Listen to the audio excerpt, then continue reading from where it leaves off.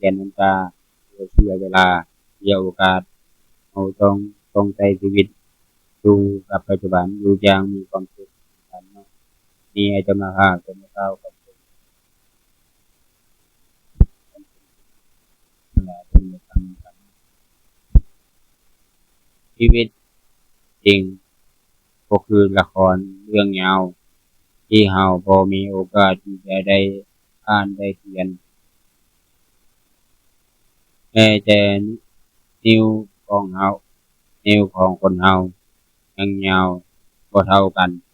นับภาษาอันใดความยั่งยืนของชีวิตต้องทำดีแต่อย่าอวดดีเพราะทุกคนก็มีดีก็เหมือนกันยังแข็งแรงดีอยู่แม่นบ่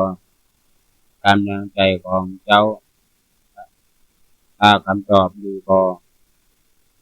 ค่อยก็จะพร้อมจะเป็นกำลังใจให้เจ้าความคิดจะมีผลก็ต่อเมื่อเจ้าลงมือปฏิบัติจงเรียนรู้สิ่งใหม่ๆทุกวันทุกชีวิตล้วนถูกสร้างขึ้นมาให้มีคุณค่าเสมอจงทำความดีเพราะหวังผลตอบแทนโลกนี้ยังงดงามก่อนใดขึ้นอยู่กับว่าเขาจะให้อภัยใคร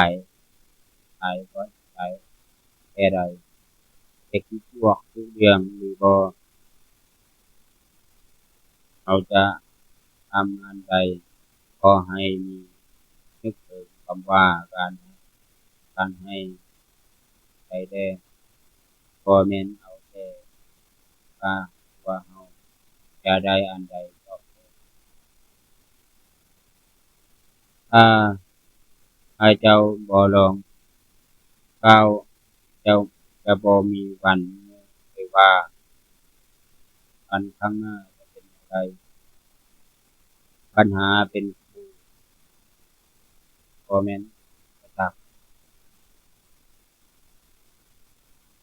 ที่ขอกล่าวไว้